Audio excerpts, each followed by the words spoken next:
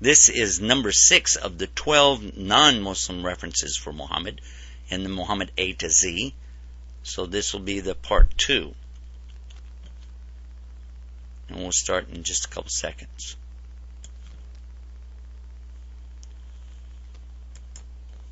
Bismillah, alhamdulillah. We'd like to pick up where we left off. We were talking about the non-Muslims who had considered Muhammad, peace and blessing be upon him, as a great and laudable man. We'll go with number 6 of the 12.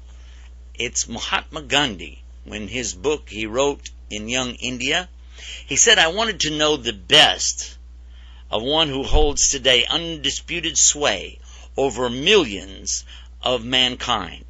I became more than convinced it was not the sword that won a place for Islam in those days in the scheme of life. It was the rigid simplicity, the utter self-effacement of the Prophet, the scrupulous regard for his pledges, his intense devotion to his friends and followers, his intrepidity, his fearlessness, his absolute trust in God and his own mission.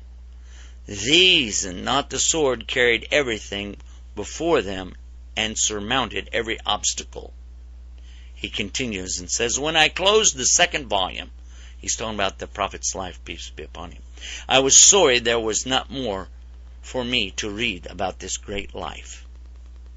And then we'll mention number 7 was the English author Thomas Carlyle in his book Heroes and Hero Worship.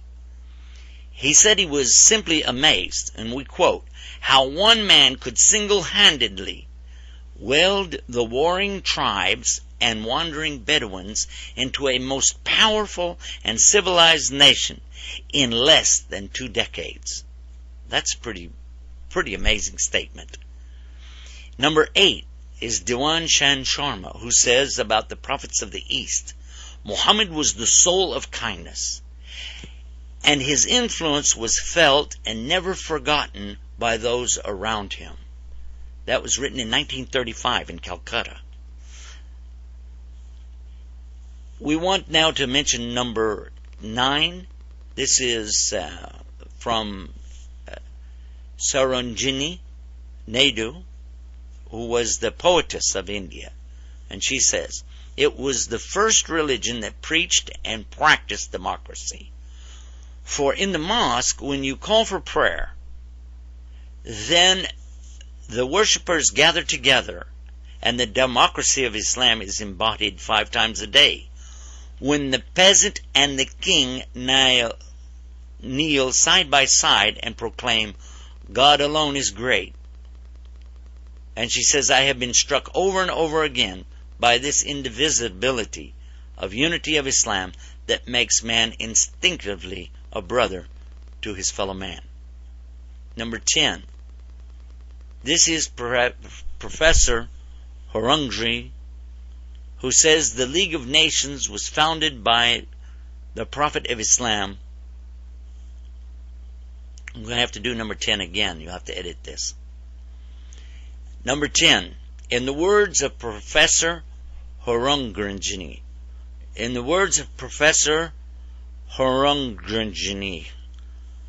this guy needs to change his name.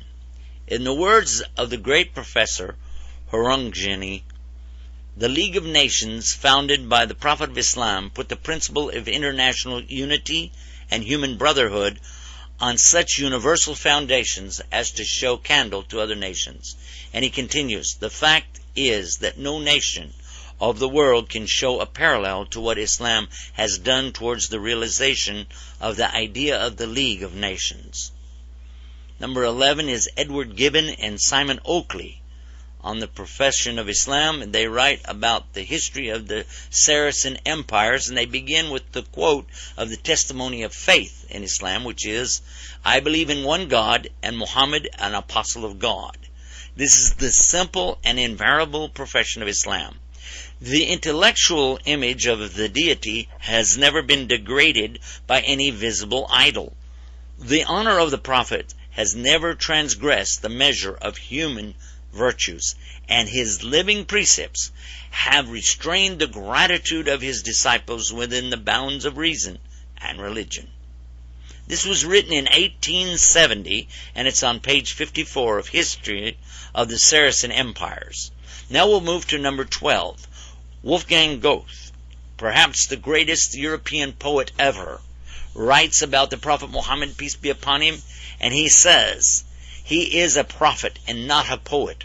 Therefore, the Quran is to be seen as divine law and not as a book of a human being, made for education or entertainment. Now we've listened to what 12 non-Muslims have had to say about this great man, Muhammad. We'd like to begin our A to Z for you in our next chapter coming up right now.